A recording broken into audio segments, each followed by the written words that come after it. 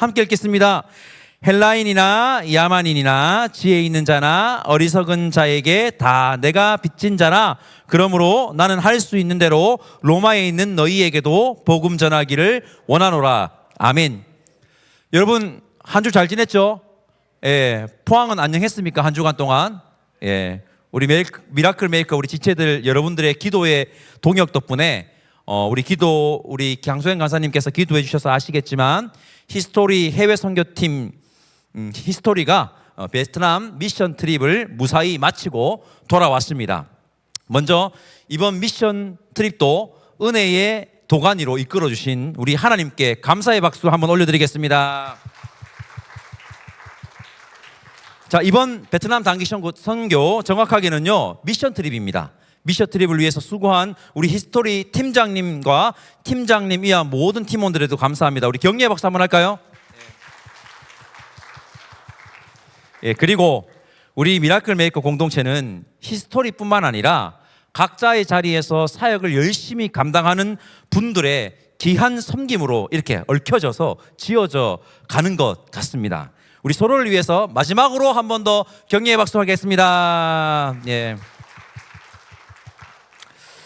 오늘은 이번 2025년 베트남 미션 트립을 다녀온 지체들은 물론이고 미라클 메이커 지체들과 선교를 대하는 자세를 함께 나누고 싶어서 제가 말씀을 한번 준비를 했습니다.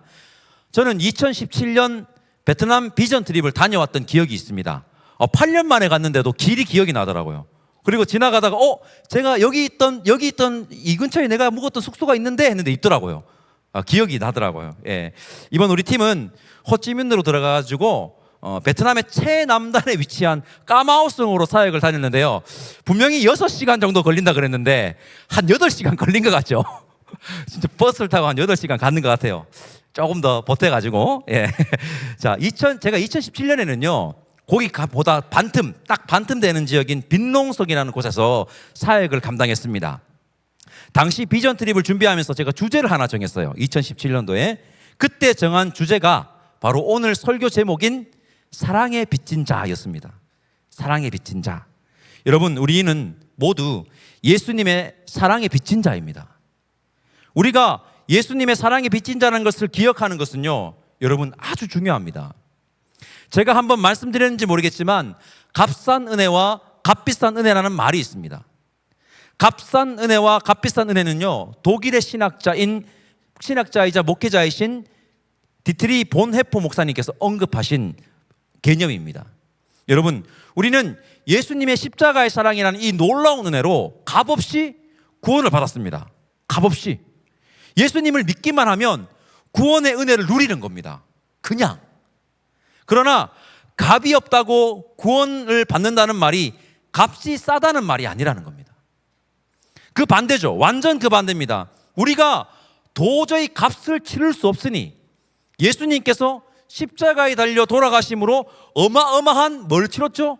값을 치르셨다는 겁니다.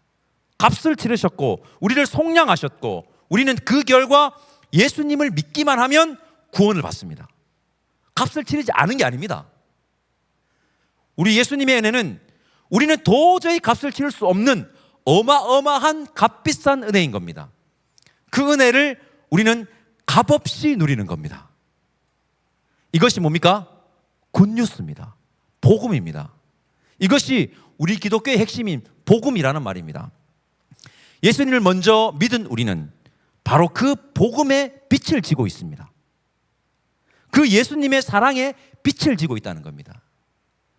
우리는 그렇게 빚진 마음으로 세상에 나아가 세상을 예수님의 사랑으로 섬겨야 하고요, 세상에 예수님의 사랑을 전해야 하는 겁니다. 미션 트립을 가는 이유는 우리가 거기서 복음의 역사를 멋들어지게 일으키기 위함이 아닙니다. 그리고 모두가 다 선교사가 되기 위함도 아닙니다. 10명 갖는 사람 다 10명 다 선교사가 되라고 거기 가는 게 아니라는 겁니다. 물론 복음의 역사가 멋들어지게 일어나기도 하겠죠.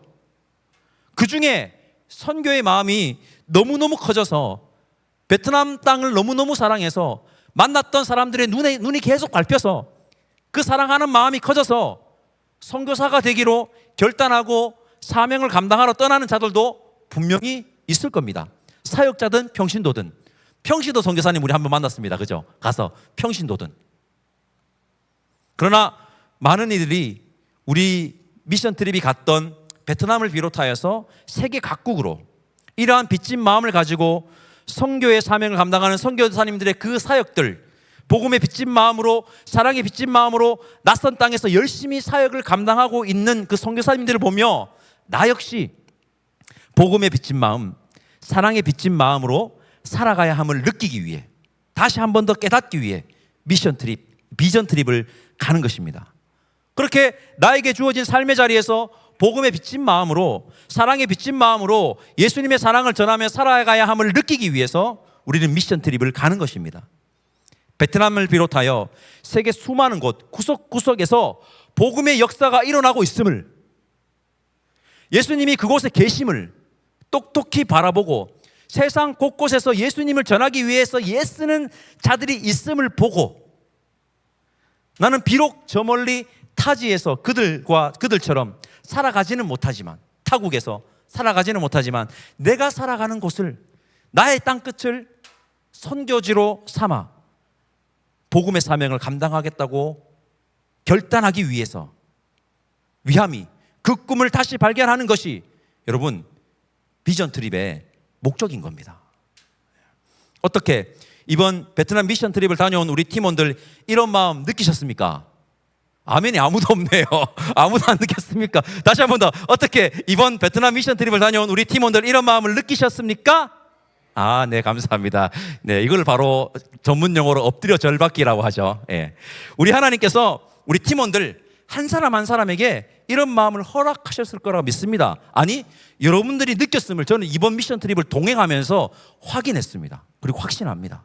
예. 그리고 함께 베트남에는 가지는 못했지만 오늘 이렇게 함께 예배드리는 우리 미라클 메이커 모든 지체들에게도 이러한 은혜가 있기를 소망합니다. 오늘은 제가 여러분들에게 선교를 대하는 올바른 자세를 함께 나누고 싶다고 제가 말씀을 드렸습니다. 미션 트립을 통해서 우리가 반드시 깨달아야 하는 한 가지가 있습니다. 그것은요, 선교의 주체가 누구인지를 아는 겁니다. 김창년 선교사님께서도 이것을 엄청나게 강조하셨어요. 우리가 거기 들어가서 같이 동행할 때 동안. 여러분, 선교의 주체는 누구십니까? 하나님입니다. 하나님이십니다. 사도행전이 바로 하나님이 주체가 된 선교 역사가 고스란히 담겨 있는 하나님의 말씀입니다.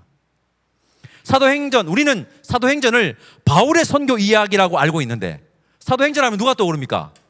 바울이 떠오르잖아요. 사도행전 하면 원래 바울이 아니라 누가 떠올라야 됩니까? 하나님이 떠올라야 됩니다. 아닙니다. 사도행전은 바울의 선교 이야기가 아니라 사도행전은 하나님의 선교 이야기입니다. 사도행전뿐만 아니라 성경의 모든 책이 하나님이 주체인 하나님의 이야기인 겁니다. 사도행전은 두 가지의 중심 주제로 요약할 수가 있는데요. 첫째는 복음의 확장입니다. 복음이 확장된다는 겁니다. 복음의 확장이고, 둘째는 그 복음의 확장은 그 누구도 막을 수 없다입니다. 사도행전은 복음이 땅끝을 향해서 확장되어가는 이야기고, 그 복음의 확장은 그 누구도 막을 수가 없습니다. 왜일까요? 하나님이 주체이기 때문에, 성령 하나님께서 주체이기 때문입니다. 사도행전 그 얘기를 하고 있는 겁니다. 바울은 하나님의 선교가 답임을 알았습니다. 그러기에 바울은 철저하게 어떻게 했습니까? 자신을 죽이죠. 자신을 죽이고 예수님만 드러냈습니다. 만약에 바울의 선교의 주체가 하나님이 아니라 바울 자신이었다면요, 때려치워도 벌써 때려치웠을 겁니다. 여러분, 바울의 여정 다 알고 있잖아요. 때려치워도 벌써 때려치웁니다. 우리 일주일 가가지고 그렇게 8시간 차 타고 가는 것도 힘들어 죽겠는데, 자신의 삶을 다 던지고 수일 동안 선교여행을 떠나는 그 바울, 성령 하나님의 주체이신 것을 몰랐다면 때려치워도 벌써 때려치웠다는 겁니다. 빌립보서 1장 20절과 21절 말씀 제가 읽어보겠습니다. 바울의 고백입니다. 나의 간절한 기대와 소망을 따라 아무 일이든지 부끄러워하지 아니하고 지금도 전과 같이 온전히 담대하여 살든지 죽든지 내 몸에서 그리스도가 존귀하게 되게 하려니 이는 내게 사는 것이 그리스도니 죽는 것도 유익하다. 아멘. 이렇게 얘기했습니다. 바울은 자신이 죽어도 그리스도만 드러난다면, 복음이 전해진다면 그것으로 만족할 줄 아는 진정한 선교사였습니다. 바울은 자신이 거들먹거릴 수 있는 모든 것들을 배설물로 여기고 오직 예수님만 전하는 복음의 전달자로 살았습니다. 우리 확인해 볼까요? 똑같이 빌립보서 3장 5절에서 9절 말씀인데요, 제가 읽어볼게요. 천천히 읽겠습니다. 나는 8일 만에 할례를 받고 이스라엘 족속이요 베냐민 지파요 히브리인 중에 히브리인이요 율법으로는 바리새인이요 열심으로는 교회를 박해하고 율법의 의로는 흠이 없는 자라. 그러나 무엇이든지 내게 유익하던 것을 내가 그리스도를 위하여 다 해로 여길 뿐더러 또한 모든 것을 해로 여김은 내 주 그리스도 예수를 아는 지식이 가장 고상하기 때문이라. 내가 그를 위하여 모든 것을 잃어버리고 배설물로 여김은 그리스도를 얻고 그 안에서 발견되려 함이니 내가 가진 의는 율법에서 난 것이 아니요 오직 그리스도를 믿음으로 말미암은 것이니 곧 믿음으로 하나님께로부터 난 의라. 아멘. 바울이 왜 이렇게 살 수 있었을까요? 첫째, 자신이 어마어마한 예수님의 그 놀라운 사랑에 빚진 자라는 것을 알았기 때문입니다. 둘째, 복음 전파 사명의 그 주체가 자기가 아닌 하나님이심을 알았기 때문입니다. 이 두 가지, 예수님의 사랑에 빚진 자라는 것을 아는 것, 복음 전파 즉 선교의 주체가 하나님이심을 아는 것은 매우 중요합니다. 왜일까요? 사랑에 빚진 마음이 없을 때, 선교의 주체가 오해될 때 선교의 자세가 왜곡되기 때문입니다. 엄청나게 그저 우월주의에 빠져서 하나님 마음 없이 예수님의 사랑 없이 다가가, 좀 강력하게 얘기할게요, 선교를 빙자한 폭력으로 변질될 수 있기 때문입니다. 여러분, 하나님은 이 세상 모든 이들을 사랑하십니다. 그거 느끼셨죠? 예. 사랑해. 그리고 예수님은 이 세상 모든 이들을 구원하기 위해서 십자가에 달려 돌아가심으로 우리의 죄를 속량하셨습니다. 우리만 구원하기 위해서 예수님께서 그 십자가의 길을 걸어가셔서 속량하신 게 아니라 이 세상 모든 이들이 구원받기 위해서 너무 사랑하셔서 십자가의 길을, 속량의 길을 걸으셨다는 겁니다. 그런데 우리 인류 역사에, 저 정확하게는 기독교 역사에 너무 슬픈 일이지만 사랑에 빚진 마음 없이 선교의 주체를 자신들로 여겨 우월주의에 빠져 폭력으로 변질되어 버린 왜곡된 선교의 역사가 있었습니다. 오늘은 조금 불편할 수 있지만 그 이야기를 잠시 하고자 합니다.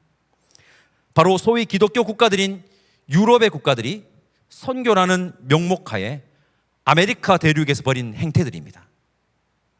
15세기 말 스페인의 크리스토퍼 콜럼버스가 신대륙 아메리카 대륙을 발견하게 됩니다. 다들 아시죠? 이후 이 어마어마한 발견은 아메리카 대륙에 살던 원주민들에게는 비극으로 이어집니다. 비극으로 이어지는데 바로 소위 기독교 국가라 하는 나라에서 아메리카 대륙에서 벌인 행태들 때문입니다. 소위 기독교 국가라 하는 나라들이 원주민들을 노예로 삼으면서 이것은 복음화를 위해서 불가피한 일이라고 말했고, 그리고 너무 슬픈 일이지만 선교를 딱 앞세워가지고요, 제대로 무장하지 않는 원주민들을 학살을 했다는 역사적 기록이 있습니다. 어떤 일이 있었느냐?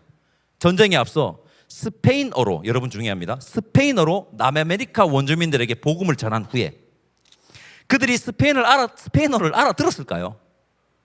일방적으로 스페인어로 복음을 전한 후에 반응 없으면 예수님 안 믿는 것으로 간주하고 어차피 예수를 모르니 지옥에 갈 존재들이니 학살을 일삼아도 문제가 없다고 그냥 여겼던 겁니다. 그 기록이 있다는 겁니다. 개혁교회의 흑역사도 있습니다. 추수감사주일 하면 떠오르는 것이 있습니다. 아동부 때, 중고등부 때 아마 다 배웠을 건데요, 메이플라워호, 청교도인들입니다. 우리는 추수감사주일의 아름다운 이야기만 알고 있죠. 아름다운 이야기가 있습니다. 영국 국교회인 영국 성공회의 박해를 피해가지고 청교도인들이 메이플라워를 타고 북아메리카로 향했습니다. 자유를 찾아서, 종교의 자유를 찾아 떠나는 거죠. 1620년 11월경에 지금의 미국에 도착하게 됩니다. 북아메리카에 도착한 청교도인들은요, 이 척박하잖아. 이 척박한 땅에서 살 길이 막막했습니다. 원주민들이 먼 길을 온 청교도인들을 어떻게 했을까요? 환대했습니다. 환대했고 그들에게 농사법을 가르쳐줬어요. 어떻게 농사를 지어야 되는지. 원주민들의 도움으로 그들은 척박한 땅에서 첫 수확을 거두게 되었고, 첫 수확에 감사하는 마음을 담아서 예배 드리는 것이 뭡니까? 추수감사절의 유래입니다. 원주민들을 초대해서 첫 번째는 처음에는요, 그걸 뭐죠? 이거 칠면조 잡아가지고 같이 먹고 그랬습니다. 대접하고. 여기까지는요 너무 좋았습니다. 너무 아름다운 이야기입니다. 그런데 우리는 여기까지만 알고 있죠. 그런데 그 뒤를 따라온 유럽인들, 이들은 모두 기독교인들이었습니다. 그들 역시 원주민들에게 복음을 전한다는 명목하에 학살을 일삼았습니다. 초기 청교도인들도 방관하거나 가담을 했다고 합니다. 나중에는. 그 이유는 미신을 따르는 이들이 기독교로 개종하지 않는다는 이유였다고 한다는 겁니다. 여러분, 이것이 하나님의 선교일까요? 하나님의 마음이 이것이었을까요? 아닙니다. 이것은 사랑에 빚진 마음이 아닌, 예수님의 자세가 아닌 우월주의로 비롯된 올바르지 않은 태도입니다. 우리는 이 부분에 대해서 한번 심도 있게 생각해 보아야 하고, 이 부분에 대한 반성과 사과가 필요하지 않을까 하는 생각을 합니다. 이번에 베트남 그 시내 일정 쪽에서 우리가 구석구석을 다녔어요. 그 전쟁 기념관을 갔죠. 전쟁 기념을 가지고 우리 세 팀이 갔는데, 전쟁 기념관에서 가장 많은 인상을 받았더라고요. 그 중에서 그런 얘기를 했습니다. 사과해야 되지 않을까, 우리 한국이 베트남에게. 그리고 난 다음에 예수의 사랑을, 복음을 전해야 되지 않을까. 저는 너무 좋았습니다. 그 고백이. 바로 우리에게 그 마음이 있어야 된다는 겁니다. 이러한 추수감사 주일의 이면에 있는 역사까지, 이 잘못까지 깊이 들여다 볼 때 우리 기독교가 좀 더 성숙할 수 있을까 하는 마음이 저는 듭니다. 그렇게 됐으면 좋겠습니다. 자, 이제 이러한 이해를 바탕으로 오늘 본문을 한번 볼까요? 오늘 본문은 바울이 선교를 감당하는 그때에도 이러한 왜곡된 형태의 모습이 있었음을 증명하는 본문입니다. 우리 다시 한번 읽어보겠습니다. 로마서 1장 14절과 15절 펼쳐져 있죠. 함께 읽겠습니다. 헬라인이나 야만인이나 지혜 있는 자나 어리석은 자에게 다 내가 빚진 자라. 그러므로 나는 할 수 있는 대로 로마에 있는 너희에게도 복음 전하기를 원하노라. 아멘. 언중유골이라는 사자성어가 있습니다. 언중유골이라는 사자성어의 뜻은요, 말 속에 뭐가 있다고요? 뼈가 있다는 겁니다. 예사로운 말 같은데, 그냥 던지는 말 같은데, 그 속에 그냥 던지는 말이 아니라 이 단단한 소뜻이 들어있음을 일컫는 사자성어가 바로 언중유골입니다. 예사롭지 않다는 겁니다. 헬라인이나 야만인이나 지혜 있는 자나 어리석은 자에게 다 내가 빚진 자라. 이 말은요, 여러분, 예사롭지 않은 말입니다. 여러분, 로마에 교회가 있었다는 것 역시 선교의 주체가 하나님이라는 반증이라는 것을 알고 계십니까? 로마에 있는 교회는요, 바울이 세운 교회가 아닙니다. 바울이 전도한 교회가 아닙니다. 바울이 전도의 사명을 감당하며 교회를 세울 때 바울은 로마에 간 적이 없습니다. 사도행전을 보면 인생의 말년을 로마에서 보내긴 했습니다. 그때는 이미 로마에 교회가 있었습니다. 로마서를 보면 자신이 로마로 가고 싶다고, 내가 로마에 가면 로마에 있는 너희들이 나를 좀 도와달라고 라고 요청하는 장면들이 기록되어 있습니다. 이 말은 바울이 교회를 세울 때 로마에 간 적이 없다는 것이고, 그럼에도 불구하고 로마에 교회가 있었다는 것은 하나님께서 여러분 인식을 바꿔야 됩니다. 바울뿐만 아니라 당시 바울이 아닌 다른 이들을 통해서도 복음의 역사를 일으켰다는 것이죠. 왜냐? 선교의 주체는 하나님이시기 때문에. 로마의 교회는 바울이 세운 교회가 아닙니다. 바울은 자신이 세운 교회도 아니고 직접적인 친분도 없는 자라 가지고 바울이 직접적으로 대놓고 이야기하지는 못하고, 바울은 애둘러 가지고 그들의 모습을 지적하고 있는 구절이 바로 우리가 방금 읽은 이 구절입니다. 애둘러 가지고 바울 로마 교회에 일어나고 있는 현상을 딱 짚는 거예요. 오늘 본문에서 주목한 바울의 표현이 있습니다. 그것은 바로 헬라인이나 야만인이나입니다. 야만인으로 번역된 헬라어요, 바르바로이스입니다. 바르바이로스인데요, 바르바로이스의 원형인 바르바로스라는 이 표현에 여러분 혐오적인 의미가 들어가 있습니다. 헬라인은요 뭡니까? 왜 헬라인이라고 합니까? 헬라어를 쓴다고 헬라인이라 합니다. 헬라어, 헬라 문화권에 있는 자들을 가리키는 말입니다. 헬라인들은 헬라어를 사용하지 않는 자들을 바르바로스라고 불렀습니다. 저 바르바로스. 헬라인들이 왜 헬라어를 사용하지 않는 이들을 바르바로스라고 불렸냐고 하면요, 헬라인들이 듣기에 헬라어를 사용하지 않는 자들의 말이 말도 못하는 자리 말도 못하고 그냥 벌소리 하는 거, 부르르르르르 부르르르르르 이렇게 들렸기 때문입니다. 저 말도 못하는 놈들이라는 뜻입니다. 그게 뭐라고요? 바르바로스. 그게 뭐라고요? 야만인이라는 겁니다. 저 말도 못하는 것들 이라는 표현입니다. 이 표현은 말도 못하는 미개인들이라는 의미와 헬라 문화권이 아닌 타 문화권의 사람들을 아주 야수적이고 야만적으로 보는 아주 나쁜 인식이 담겨있는 단어죠. 좋지 않은 단어입니다. 바울은 헬라인이나 야만인 모두에게 뭐라고 합니까? 나는 복음에 비친 자라고 얘기합니다. 바울은 이렇게 선언하는 것입니다. 이렇게 선언하는 것은 헬라인이나 헬라어를 사용하지 않는 헬라 문화권에 소속하지 않는 사람이나 모두가 다 복음에 들어와야 하는 동일한 존재라는 것을 바울이 지금 강조하고 있는 겁니다. 로마 교회에. 바울이 로마서를 시작하면서 대뜸 헬라인이나 야만인이나 라고 언급하는 것을 통해서 우리는 이 로마 교회에 좋지 않은 모습이 있었음을 짐작할 수 있습니다. 언준 유골, 이 말에 뼈가 들어가 있습니다. 헬라인들이 유대인들 입장에서는 이방인들이잖아요. 유대인들은 이방인들을 어떻게 했습니까? 차별했습니다. 유대인들은 선민 사상에 사로잡혀가지고요, 자신들이 아주 특별한 존재라고 여겼죠. 이러한 차별의 잔재가 바울이 세운 처음 교회도 있었습니다. 유대인 그리스도인들이 이방인 그리스도인들에게 유대인처럼 되어야 한다고 막 강력하게 요구한 것입니다. 그러나 바울은 이방인들이 굳이 유대인처럼 될 필요가 없다고 하였고 예수님을 믿는 믿음으로 구원에 이른다고 하였습니다. 그렇게 바울은 이방인의 사도로 로마 제국 전역에 복음을 전했습니다. 자유를 준 거죠, 이방인들에게. 그런데 차별당했던 이방인들이 주도권을 가졌던 교회가 로마 교회거든요. 그 로마 제국 수도에 있는 로마 지역에 있는 교회에 또 다른 차별이 일어나기 시작한 것으로 보인다는 겁니다. 유대인들과 똑같은 짓을 자신들이 그렇게 당했으면서 이방인 그리스도인들이 했다는 겁니다. 그 차별의 대상은 누굽니까? 바르바로스, 버르르 거리는 사람들이라고 얘기하는 그 야만인입니다.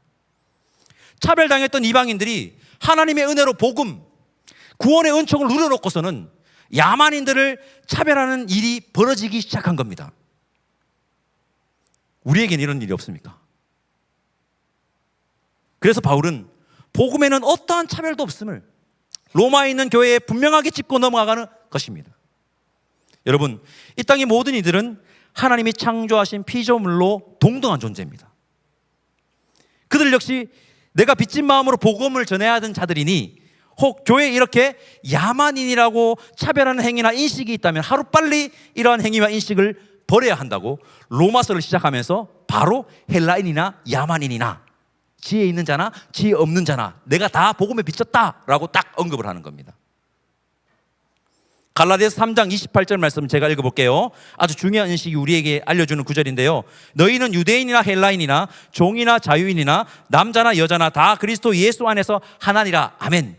여기서 이제 유대인과 이방인의 차별이 있었던 거죠. 그래서 바울이 딱 이야기를 하는 겁니다. 이 구절을 원문에 가깝게 번역한 거예요. 세 번역입니다. 세 번역을 제가 한번 읽어볼게요.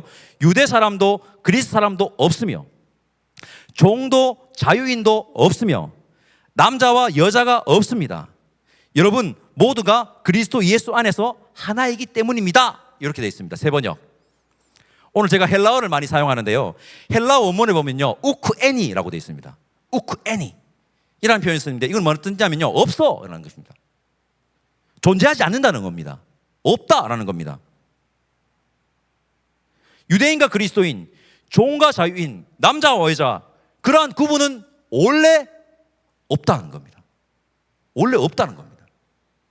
하나님 앞에서 이러한 구분은 원래부터 존재하지 않는 겁니다. 우리 모두는 하나님이 창조하신 피조물로 동일한 존재입니다. 동일한 존재. 예수 안에 거하면 본래의 모습으로 회복하니 어떻게 되는 겁니까? 하나가 되는 겁니다. 하나가. 이러한 예수님의 은혜를 입은 자가 우월주의에 빠져서 우쭐댈 수 없는 겁니다. 내가 남자니까, 내가 헬라인이니까, 내가 더 지혜 있는 사람이니까, 내가 더 공부 많이 했으니까, 이런 거 없다는 겁니다. 원래 어디서 배운지 모르겠어요. 이거 없다는 겁니다. 그가 누구든 우리는 예수님의 사랑에 빚진 마음으로 다가가야 한다는 겁니다. 우리는 우쭐댈 어떠한 이유도 없습니다. 우월주의는, 우쭐댐은 복음과 거리가 먼 겁니다. 선교와 거리가 아주 먼 겁니다. 이거 있으면 선교 못합니다. 마태복음 20장 1절에서 16절을 보면요, 포도원 품꾼들 비유가 있습니다. 그 이야기가 있습니다. 집주인이 이른 아침에 한 데나리온을 약속하고요, 품꾼들에게 일을 시키죠. 오전 9시, 정오, 오후 3시, 오후 5시 품꾼들을 불러가지고 막 일을 시켰죠. 모두에게 얼마 줍니까? 한 데나리온씩 줍니다. 한 데나리온, 한 데나리온, 한 데나리온. 그러자 이른 아침 일찍 온 이 품꾼들이 원망하죠. 집주인은 이른 아침 일찍 온 품꾼들의 원망하는 것이 옳지 않다고 분명히 말합니다. 내가 너한테 한 데나리온을 약속했는데, 내가 줬는데 왜 그렇게 원망하냐고 얘기합니다. 이 비유 이야기를 하나님 나라 복음의 관점에서 본다면, 이른 아침 집주인을 만난 자들은요, 이미 복을 누린 자들입니다. 그들은 늦게 온 이들에게 어떻게 됩니까? 왜 이제 왔냐고, 왜 밖에서 그렇게 얼마나 고생을 많이 했냐고, 이제 우리 주인 되신 하나님 집에서 기쁘게 함께 거하자고, 같이 일하자고 해야 정상입니다. 먼저 불렀다고 우쭐댄다던가, 자신들보다 늦게 와놓고 자신들과 똑같이 누리는 것이 부당하다고 여기는 것은 옳지 않다는 겁니다. 우리에게 동일하게 다 구원을 허락하십니다. 여러분, 우리는 몇 시쯤 온 사람 같아요? 한국 기독교인. 이게 정말 중요합니다. 우리가 오전 9시 온 사람으로 다 착각하고 있어요. 여러분, 우리는 오후 5시 30분쯤에 온 사람입니다.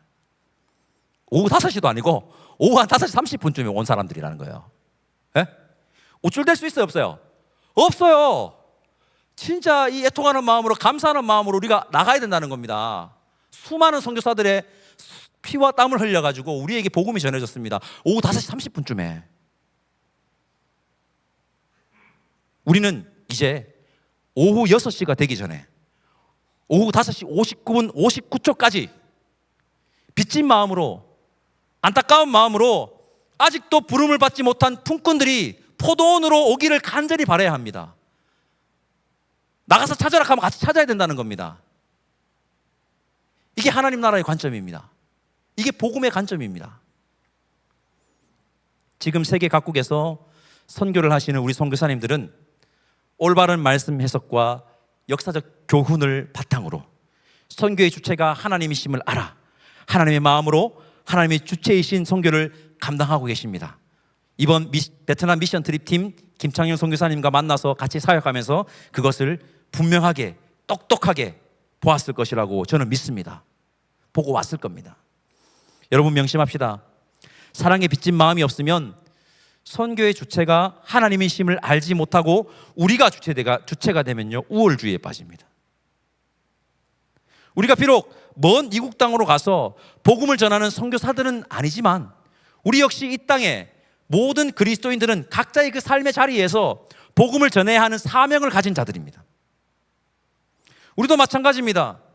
사랑에 빚진 마음으로 선교의 주체, 복음의 사명의 주체가 하나님이심을 알고 각자에게 맡겨주신 선교지가 뭡니까? 땅끝, 즉 뭡니까? 자신의 삶의 그 자리에서 겸손히, 우쭐대지 말고 겸손히 하나님의 복음을 전하는 자들이, 우리 미라클 메이커 지체들이 다 되기를 간절히 소망합니다. 그러면 우리 미라클 메이커 공동체가 하나님 보시기에 아름다운 공동체가 될 것이고, 우리 공동체의 아름다운 선교와 전도 열매가 맺어질 것이라고 저는 확신합니다. 우리 모두 선교의 사명, 복음의 사명을 감당하는 자들 다 됩시다. 이것이 우리가 가져야 할 선교와 복음의 사명을 대하는 올바른 자세입니다.